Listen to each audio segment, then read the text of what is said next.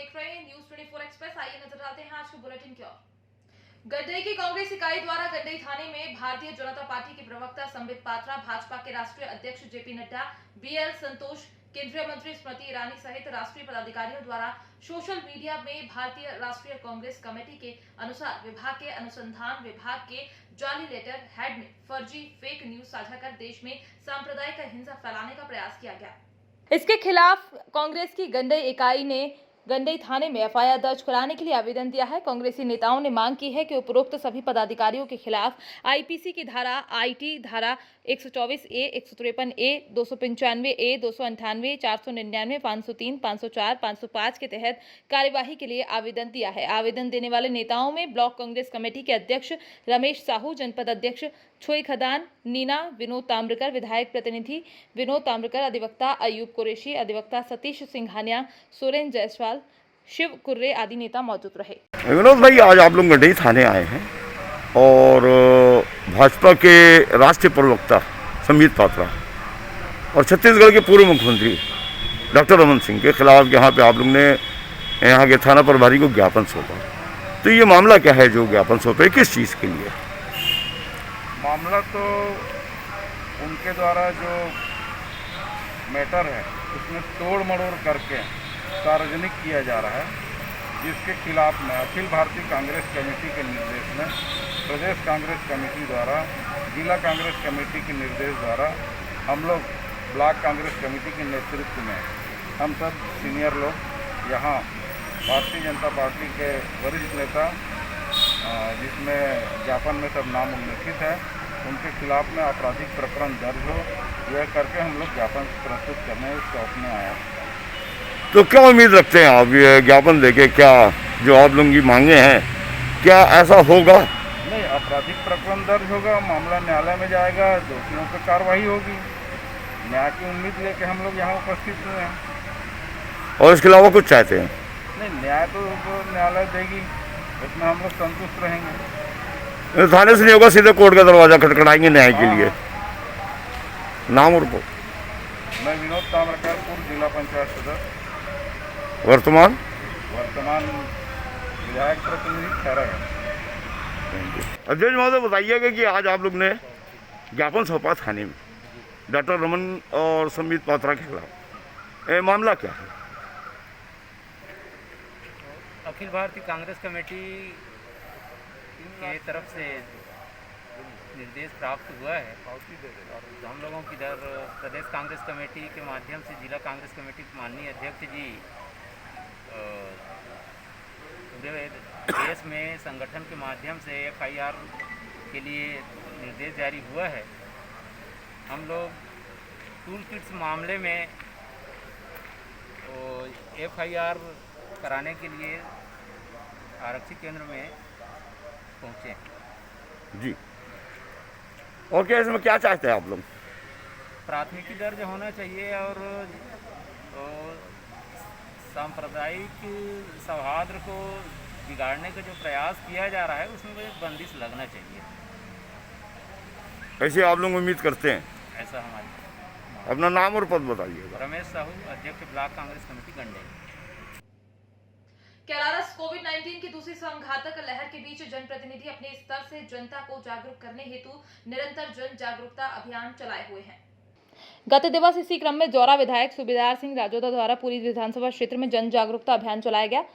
गत दिवस गुरुवार को इसी क्रम में जौरा विधानसभा में नगर कैलारस में विधायक द्वारा मास्क सैनिटाइजेशन वितरण अभियान कैंप लगाकर किया गया। इसमें बड़ी संख्या में कैलारस नगर की जनता को मास्क और सैनिटाइजर वितरित कर कोरोना वायरस बीमारी से बचाव हेतु जागरूक किया गया। कम से कम 2 गज की दूरी हम बना करके और घर पे रहें, बाजार में भीड़ भाड़ नहीं करें, दुकानदारी भी नहीं करें, जान बनी रहेगी तो सब कुछ हो जाएगा।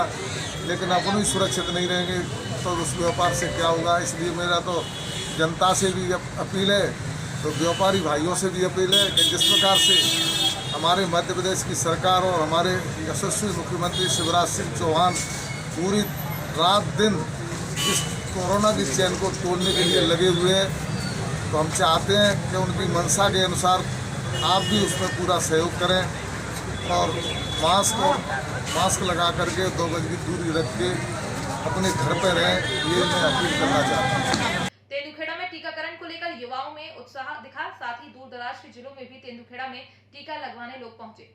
तेंदुखेड़ा में प्रतिदिन अलग अलग वार्डों में चयनित स्थान पर 18 वर्ष से अधिक उम्र हेतु टीकाकरण आयोजित किया जा रहा है। सभी युवाओं में टीकाकरण को लेकर उत्साह देखा जा रहा है। जहां तेंदुखेड़ा में मोबाइल पर कोविड की साइट और आरोग्य सेतु ऐप पर युवाओं के वैक्सीनेशन को लेकर स्लॉट बुक करने हेतु जैसे ही बुकिंग करने की बारी आती है तो होड़ लगती है और उसके बाद टीकाकरण केंद्र पर भी युवाओं द्वारा सेल्फी लेकर लोगों को प्रेरित किया।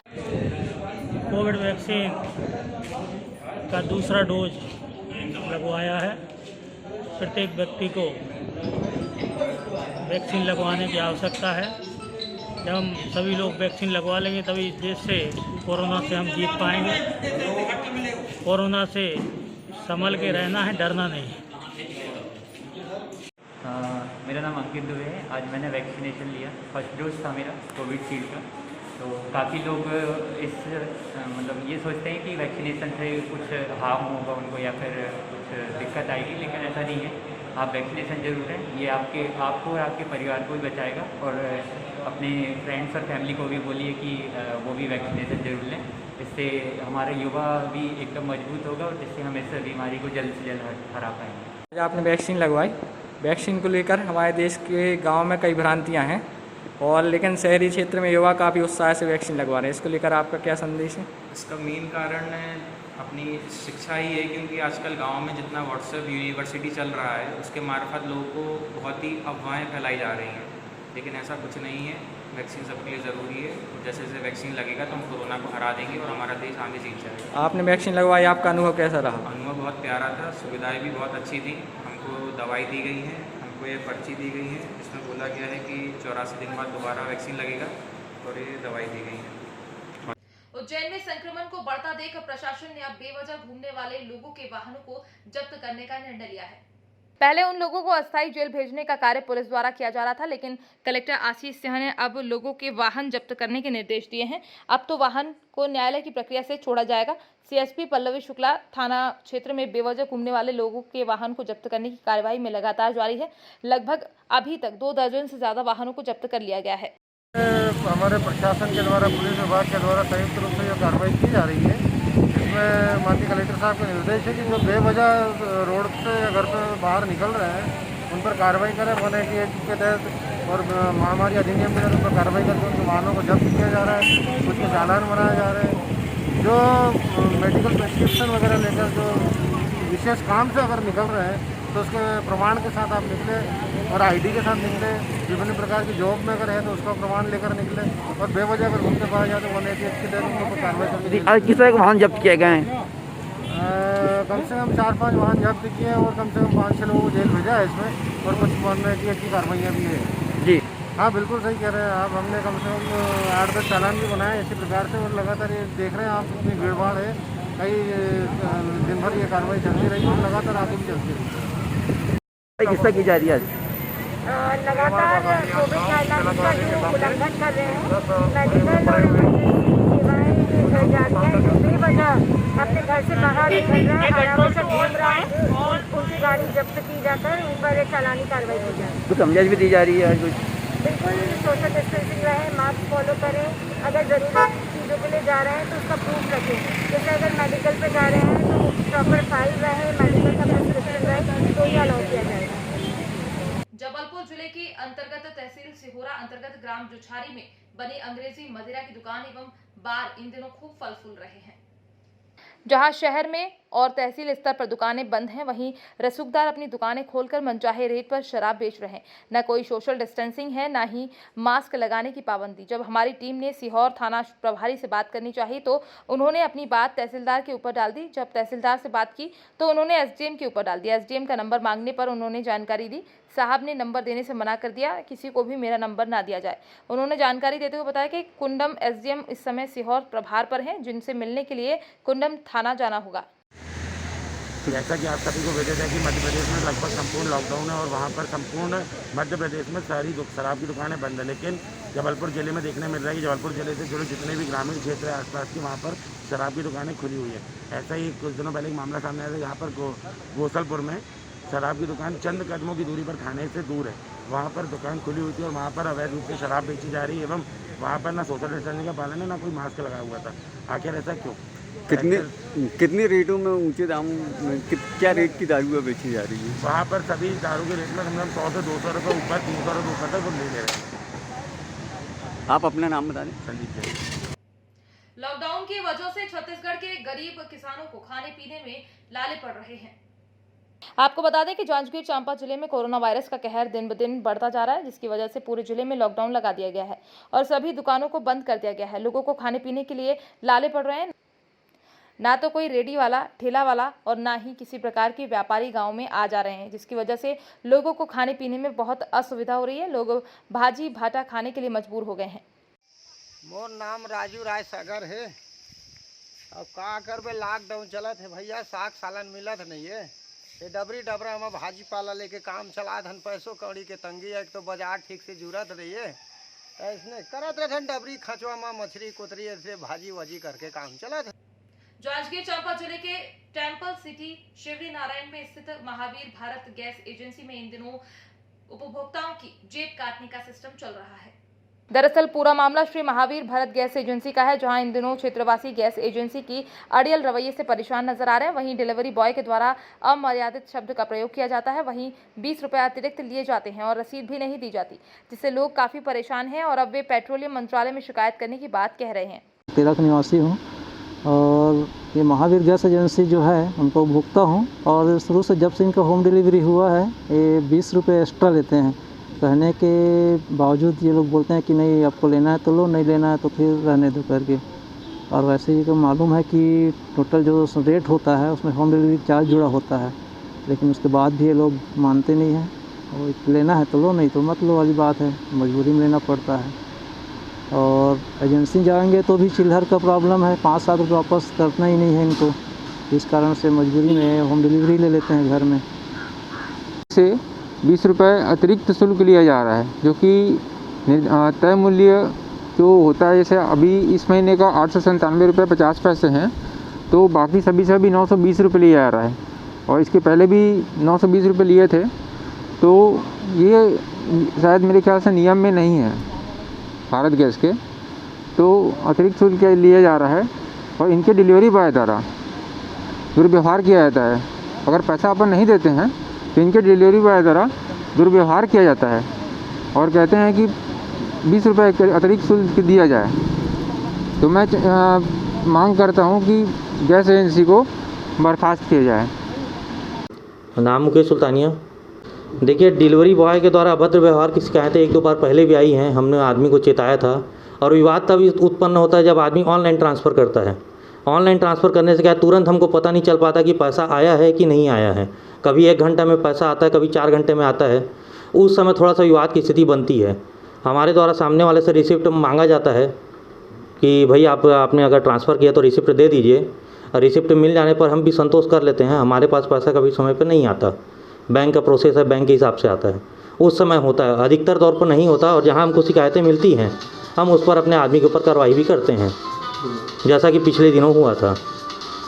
अतिरिक्त पैसा लेने के संदर्भ में 1-2 जगह मैंने अपने आदमियों से चर्चा की थी, तो उनका कहना है भैया हमसे 2 मंजिला 3 मंजिला ऊपर सिलेंडर को पहुँचाने के लिए कहा जाता है कि 1-2 जगह हमने बात की थी इसके लिए, जबकि उतना ऊपर से सिलेंडर चढ़ाना और उतना ऊपर से उतारना, तो उसके एवज में वो 1-2 जगह मांग किए थे, जिसके लिए हमने बोला है कि भाई आप प्रेम व्यवहार में अगर पहुंचा रहे तो बात अलग है, अन्यथा आप उनके द्वार तक या जहां तक उचित लगे, क्योंकि कोरोना की स्थिति को देखते हुए भी थोड़ा दूरी बना के चल रहे हैं, आप वहां तक उनको पहुंचाएं।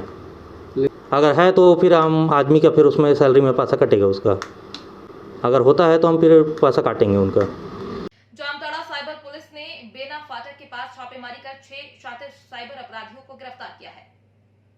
इन लोगों के पास से 9 मोबाइल, 19 सिम कार्ड तथा 3 ATM बरामद किए गए हैं। गिरफ्तार अपराधियों में 3 जामताड़ा जिला तथा 3 देवघर जिले के साइबर अपराधी हैं। इस संबंध में जानकारी देते हुए SP दीपक कुमार सिन्हा ने बताया कि ये सभी अपराधी बैंक अधिकारी बनकर विभिन्न लोगों को फोन कर रहे थे तथा उनसे ATM का पिन पूछकर ठगी कर रहे थे। कल एक इंफॉर्मेशन पे हमारे साइबर DSP साहब मंजरूर गोदारी अपने टीम के साथ में 2 जगह रेड की, उसमें से कुल 6 साइबर अपराध कर्मी गिरफ्तार की है जो at the time of red वो लोग बैठ करके और फिशिंग का काम कर रहे थे और मतलब लोगों से वो बात कर रहे थे अलग अलग ग्राहकों से बैंक का स्टाफ और ये सब बन करके ATM वगैरह के बारे में। टोटल 6 गिरफ्तारी है और उन लोगों के पास से कुल 13 मोबाइल बरामद हुए हैं, 26 सिम मोबाइल बरामद हुआ है और 3 ATM कार्ड बरामद हुए। खाना बनाने की बात पर नशे में धुत पति ने पत्नी पर लाठियों से हमला कर दिया और उसकी हत्या कर दी। गौर चौकी क्षेत्र के पास ग्राम पिपरिया घाट में हत्या हुई। सूचना मिलते ही बरेला थाना प्रभारी मौके पर पहुंचे। वारदात के बाद घर से भागे आरोपी को देर रात गांव से गिरफ्तार कर लिया गया है। पुलिस ने आरोपी के खिलाफ हत्या का अपराध दर्ज कर लाश को पीएम के लिए भेजा। बरेला टीआई सुशील चौहान ने बताया कि पिपरिया घाट की मासी 55 वर्षीय शांतिबाई रात करीब 10 बजे घर पर थी। तभी उसके पति खंचाजी बर्मन शराब पीकर घर पहुंचा और खाना बनाने की बात को लेकर गाली गलौज करने लगा। पत्नी ने विरोध किया तो खंचाजी ने उसके सिर पर डंडे से हमला कर दिया जिसमें उसकी मौत हो गई। थाना बरेला के अंतर्गत चारघाट पिपरिया ग्राम है, वहाँ पे पति पत्नी के बीच में विवाद हुआ था। पति पत्नी दोनों वृद्ध हैं, तो उसमें पति ने अपनी पत्नी को, जो इसकी उम्र 55 साल के करीब है, डंडे से मारा तो उसकी नाक में चोट लगी और बाद में उसकी डेथ हो गई। इसके बाद से फिर इसके बेटे का मालूम चला तो इसके बेटे ने आके अपने पिता को मारा, तो अभी बेटे को भी कस्टडी में ले लिया गया है और उसके पिता को भी कस्टडी में लिया गया है। धारा 302 की FIR रजिस्टर्ड की गई है। सर, लॉकडाउन में देखा जा रहा है ऐसी सघन हत्याएं बहुत हो रही हैं, किसी को मार दिया, तो पुलिस की गश्ती जारी है ग्रामीण इलाकों में। कोविड-19 की गाइडलाइंस का जो पालन करना, उस हिसाब से शहरी क्षेत्रों में नहीं ग्रामीण क्षेत्रों में भी उसके पालन करने के लिए पूरी तरह से, लेकिन ज़्यादा घटनाएं देखी जा रही हैं। नहीं, ऐसा तो वो तो तारानगर के Shah Satnam ji green S welfare force wing के सेवादार अपने पूज्य गुरु संत डॉक्टर गुरमीत राम रहीम जी हिंसा के पावन प्रेरणा पर चलते हुए आज दूसरे दिन भी तारानगर क्षेत्र के भालेरी कस्बे के कोरोना वॉरियर्स को सैल्यूट देकर व फ्रूट किट देकर सम्मानित किया। ग्रीन एस के सेवादार प्रभुदयाल इंसा ने बताया कि हमारे गुरु द्वारा 134 मानवता भलाई के कार्य चलाए जा रहे हैं, जिसके तहत हमने कल तारानगर शहर व आज ग्राम पंचायत भालेरी में कोरोना वॉरियर्स को सम्मानित किया। भालेरी जयशल सिंह शेखावत व भालेरी थानाधिकारी केदारमल मीणा ने डेरा सच्चा सौदा द्वारा चलाए जा रहे मानवता भलाई के कार्य की प्रशंसा की। आज दूसरे दिन भी संत गुरमीत राम रहीम सिंह जी इंसा के द्वारा शिक्षा पे चलते हुए हमने दूसरे दिन भी भालेरी गाँव में शिक्षा और थाना अधिकारी सभी पुलिसकर्मियों को फल बांट कर उनको सैल्यूट किया है कि वो आज इस महामारी के चलते हुए और उन्होंने ड्यूटी जनजीवन के लिए ड्यूटी निभा रहे हैं और लोगों की स्वास्थ्य के लिए वो काम कर रहे हैं, इसलिए उनको सैल्यूट है हमारी तरफ से। और आगे जो गुरुजी की प्रेरणा द्वारा ही हमने ये काम किया। दूसरे दिन भी सब जितने चिकित्सा कर्मी हैं या नगरपालिका है सबको फ्रूट देकर उनको सैल्यूट किया है।